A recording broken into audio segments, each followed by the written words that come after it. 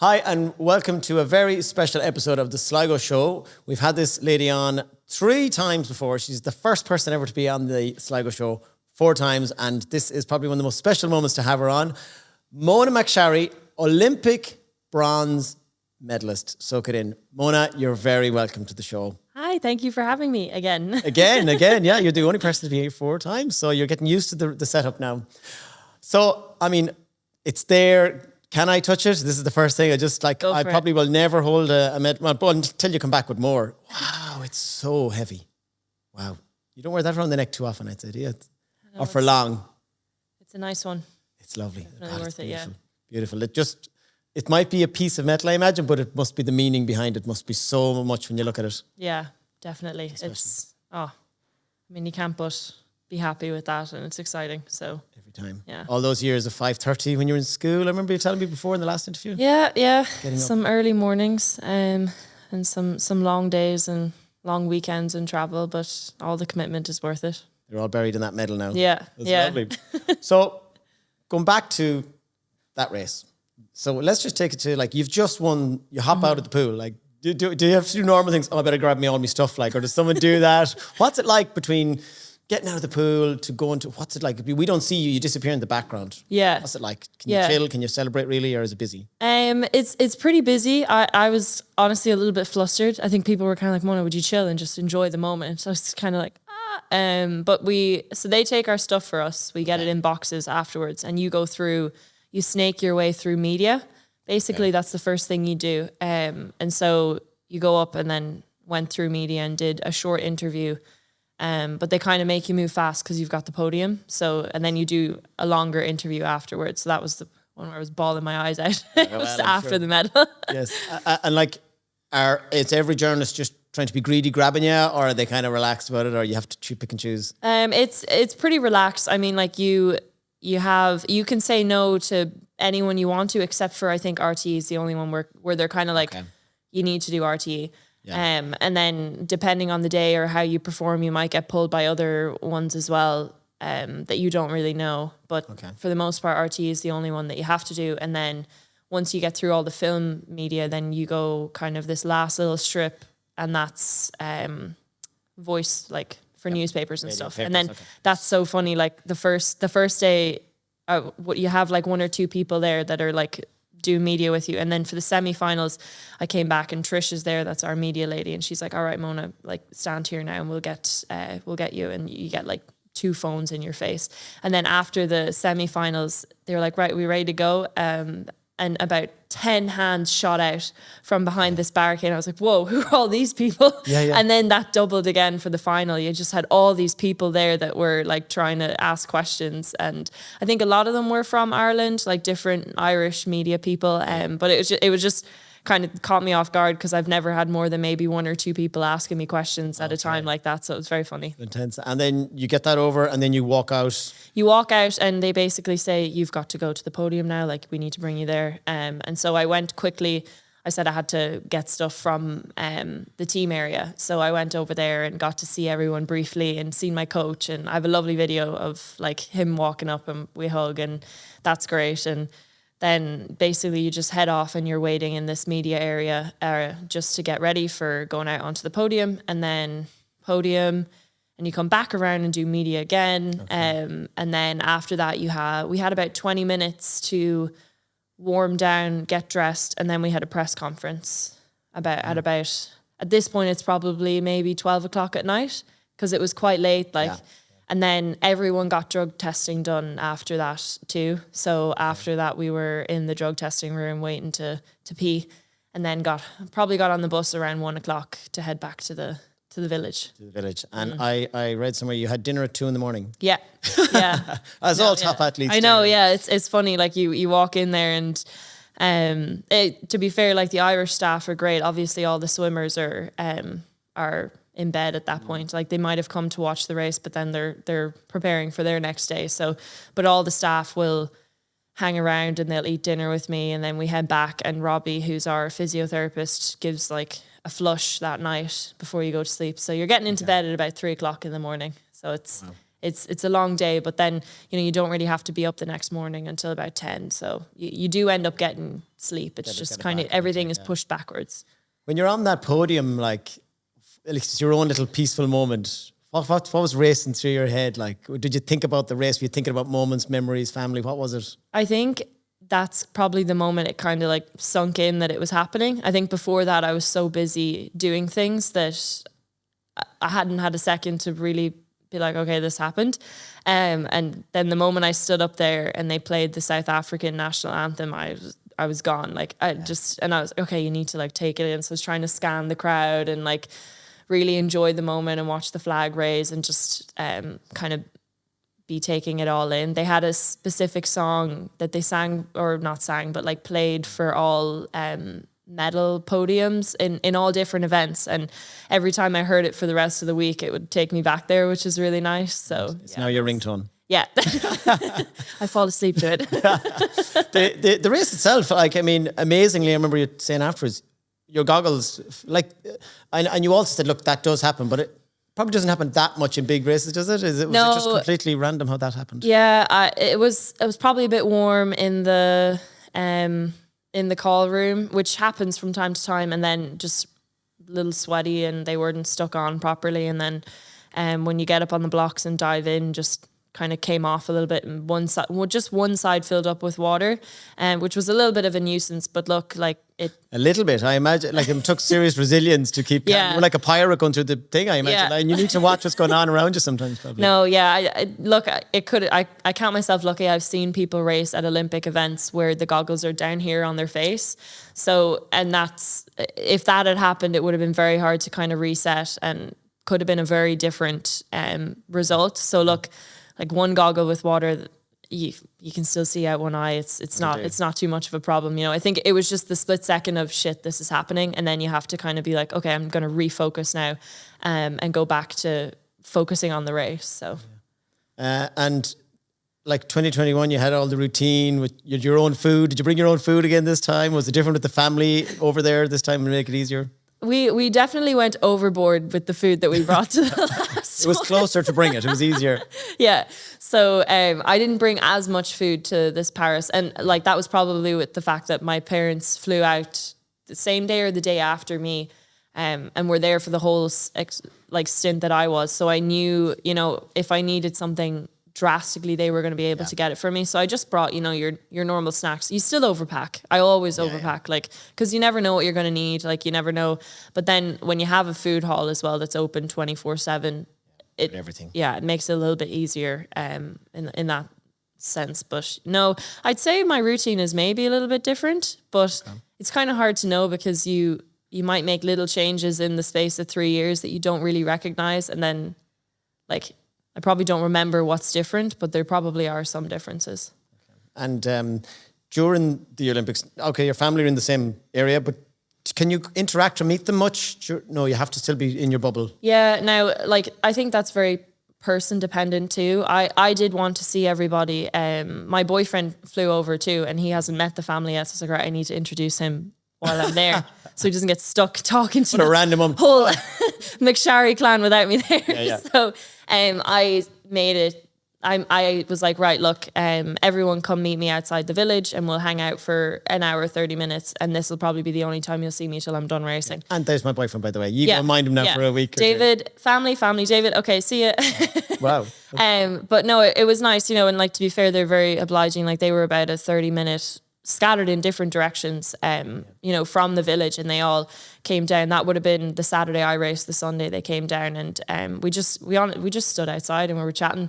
My family, Grace, my old coach, Ruby and Roshi, my friends. That was the first time I seen Ruby in a year. And then David and his mom were there too. So it was nice. And then, I didn't see them again until after. Well, I guess I hugged them after the podium, but didn't know what was going on. Did you actually get to see them that brief second even? Okay, yeah, okay. But I ran up and I knew it was them, but I couldn't even remember who was there. It was such a big group of people. And afterwards I remember going, who was even down there? Because I don't remember. I just kind of jumped into the crowd. Yeah. And then, I didn't get out to them that night, but that's pretty normal. You kind of get back into it. And then after the 200 semi-finals, they hung around because I was pretty upset, and they hung around outside, and I got to kind of catch up with them. So it's so great to have the support system there in person. Like even when they're not there, you know that they're only a phone call away, but just having like physical people there is so nice. And you mentioned the semi-final, and I read an interview, you said like something went wrong, or you were saying like, was that just in the spur of the moment, or did you know something went wrong, or you couldn't put your finger on it as such? Yeah, it's funny because I didn't feel very good in the morning of the 200. Like felt a little bit sick, and I was kind of worried that I was catching something. And I wasn't. Then I got tested for everything. But so I was kind of expecting that if I felt better and came back that night, and I did feel better in the evening, that I'd be able to swim faster. And I would say that during the race, it felt better. It felt harder, but sometimes that can mean you're working harder, so it's faster. Sometimes that means you've worked harder and you go slower. Yeah. So the 200 is tough that way. Like it's just very hard to, like with the 100, it's a flat out sprint. And it's not like that with the 200. There's a bit of pacing involved, and it's very hard to know, like you make a slight little mistake on the first 50 and you can really feel it on the last one. So I didn't really know until I got out afterwards that it hadn't gone that well. And I was definitely upset with that because I know there's more in there. And I feel like I'm always saying that about the 200, but it did click. Like going 222 when I did back in Canada a couple of weeks before the Olympics, like that was like dropping over 2 seconds in the event. So it does click like that.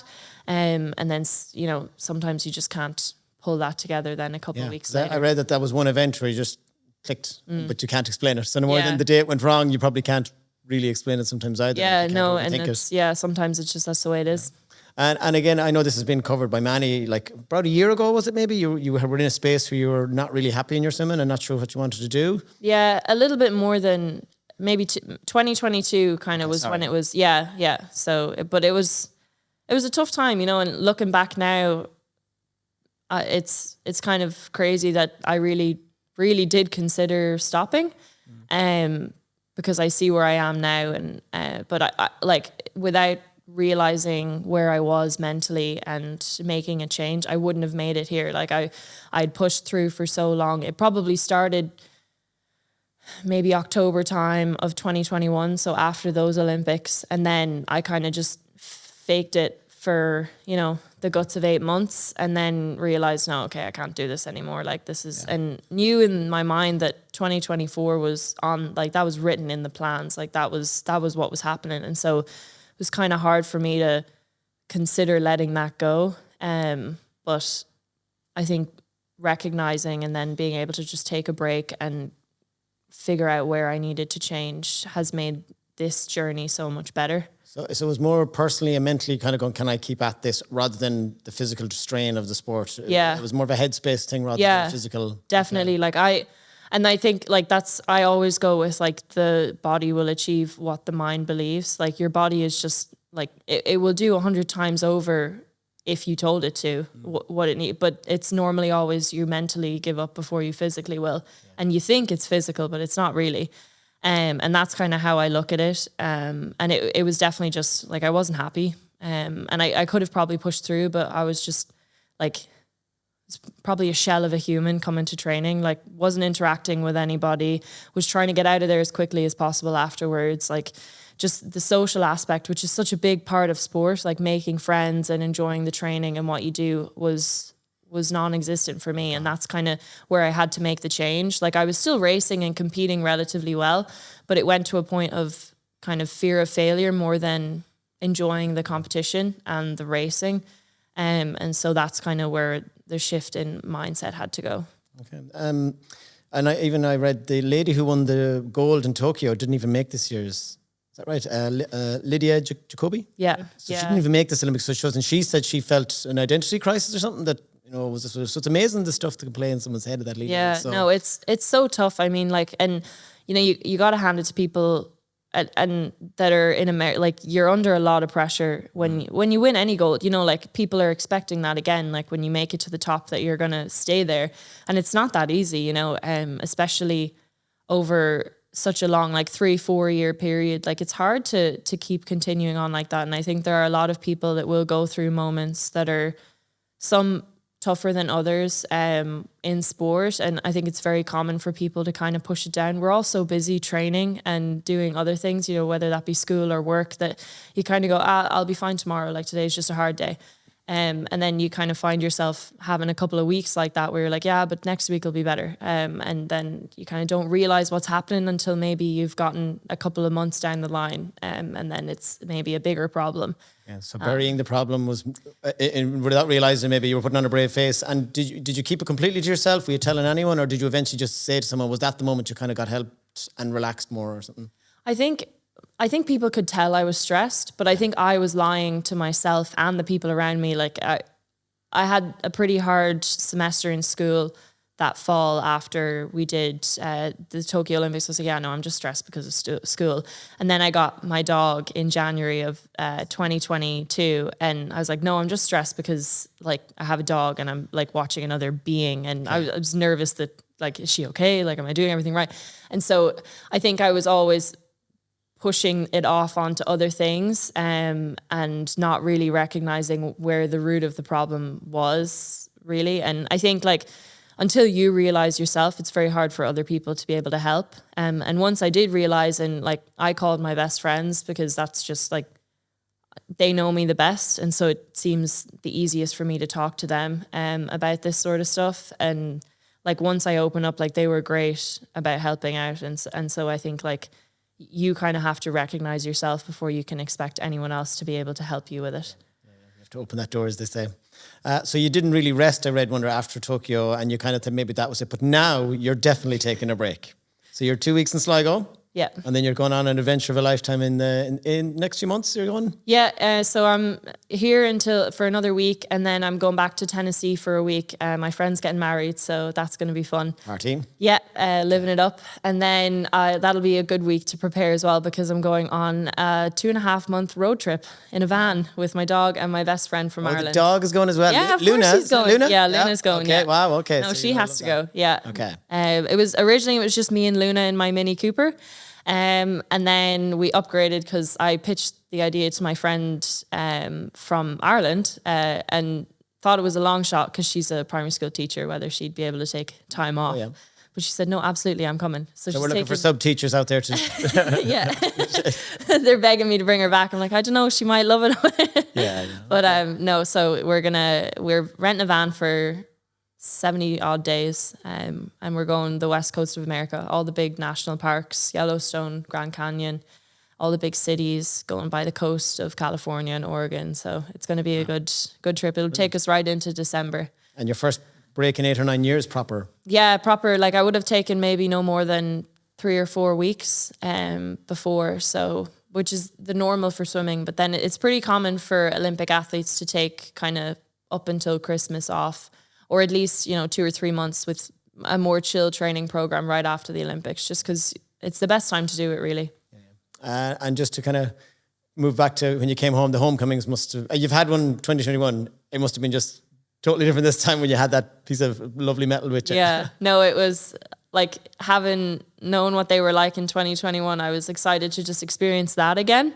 Yeah. And I feel like it was that on steroids nearly, the amount of people that were there, and just like the effort that went into preparing, like planning not one but two, like two different one, which was just unbelievable, both as good as the other. And it was such a nice experience. Like it just warms my heart that so many people want to come and celebrate with me. That's really nice. Yeah, it's lovely. Just that one sporting event for that whatever couple of minutes can just lift a whole nation, in fairness. Yeah, with your hometown and all the people you know and love and everything like so. Oh yeah, it's really very exciting. Yeah. So before we let you go, I can't let you go without asking, did you feel at any point last year we raced each other? Did you feel that in any way has helped in your preparation? Absolutely not. We'll have to edit out the not bit there, okay? And for a bit of fun, I'm going to give you a Google quiz. Okay, here we go. So I Googled, is Mona McSharry, right? And then, the Google gives you suggestions. Okay. Can you think of anything that they might have been the next part of that? You know what I mean? So is Google or is Mona McSharry? Is Mona McSharry... Have a guess. I will tell you them as well. And then you have to answer each one. Goodness. Retiring? That was one. Okay. Yeah. And that we found that out you're not. No. So you're full Not steam yet. ahead. You're having your break and you're back in motion, and we keep an eye on your journey. Any other guests? Is Mona Irish? I know it's... Yes. Oh, okay. Correct. Is Mona single? Yes. And we also got the answer to that. You're answering these yourself. You've done this before. That's all I can think of. Okay. Is Mona McSharry married? Oh, Not. okay. Okay. Is Mona related to Mark McSharry? Okay. And then there was this Mona related to Louise McSharry. She's a presenter on radio. And then the last one is Mona McSharry racing tonight. And I don't think that's going to happen, is it? No race planned tonight. No. And I just want to kind of get more of the personal, Mona, quick little rapid fire favorites, okay? What's your favorite movie? Finding Nemo. Finding Nemo. Oh, it had to be water based. Favorite band? Band, I don't know. I'm going to see Morgan Wallen this weekend, so Morgan Wallen. he's on my mind. Yeah. Okay, so we have to check Country. Yeah. A guilty food pleasure that you shouldn't really be eating, but you cheated in, or when you're allowed to cheat, what do you go all out on? Ice cream or like crisps. Ice cream, crisps, not at the same Sea time. salted. Yeah. Another sport you'd love to try and you think you'd be good at? Gymnastics. Ooh. I'm not sure if I'd be good at it, but would love to try. Right. And if I gave you €1 million today and you had a week to spend it, probably the first thing you'd do with it. Fly my dog home. Well, there Here, you go. on a private plane. Yeah. That sums up your love for your lovely Luna. Well, Mona, I've been very thrilled. This show is a bit of local fun. It's a hobby we do. I love sport. The first day we asked you back in 2021, I was so delighted to have you. And it's been lovely meeting you all these times. It's been a pleasure. And to see the journey is magic. And I remember watching in the sitting room going, because I chatted to you and I met you. And I know other people know you more than me, but I just had this, I'm just so glad to see you doing well. And thank you so much every time you come in. So friendly, you're lovely to chat to. And thanks for lifting us all with your lovely race and your medal. And before I let you go, I just have to say I have a little gift for you as well, okay? I want to say thanks. Mark and James are behind the scenes here on a camera duty today. I'd love to thank the Riverside Hotel who let us have their space today because our own studio is just out of action at the moment. And most people that watch the Slgo Show will know that I don't really wear T-shirts very often. Well, in the interviews, I like to dress myself up. So, local Sligo man, up north Sligo, Kevin Noon. Sorry, I might have moved away from the mic there. Kevin Noon, otherwise known as Nooneboy, if anyone wants to check him out on Instagram, and some of you might know him from this side up. He came up with this Slgo style, I think we're on camera, T-shirt. You see this all over Sligo. There's a mural of it in town. So he wanted to gift you, it's probably going to be brilliant for your van life, your own special lovely Sligo style T-shirt, which is why I'm wearing it, okay? So Kevin gave us designed this, and he's designed something else, okay? So you get that first. Okay, and a couple of months ago, I met Kevin and I said, I'd love to do something. I'm going to try and get as many of the Olympians as I can on the show. And I said, could we do something with the Slgo style thing? So Kevin went off and he came up with this lovely Slgo style. This is no one else is getting this bar Olympians. Wow. Okay, so you have a Slgo style. This is the full T-shirt. I hope this is all on the camera there. Lovely. And on the back then for the town and the county. So you can wear that with pride. And I have to say big thanks to Nikki Brujos in Jako here, a local sports store, who sponsored all the T-shirts for free as well. So Mona, wear that and remember the love and joy and fun you bring to all of Sligo. And thank you so much again for coming in to chat to us. It's been a pleasure as always. And I think I've said everything I'm supposed to say anyways. So thank you so much for your time and very best of luck in the future. Enjoy the break and we'll talk sport again in another year or so when you're back in the zone, okay? Thank you so much for having me. Very welcome. Thank you. The Slgo Show is produced by Pixel Productions and hosted by Brendan Tierney. If you need video for your business or live event or would like to appear on the show, send us a message today.